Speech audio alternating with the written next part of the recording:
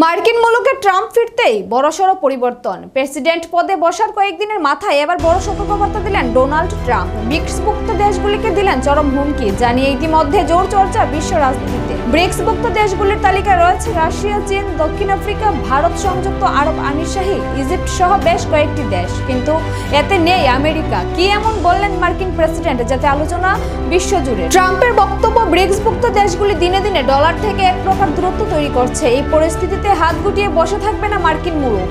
আর ঠিক সেই কারণেই সোজাসুজি ডিল করতে চাইছেন তিনি।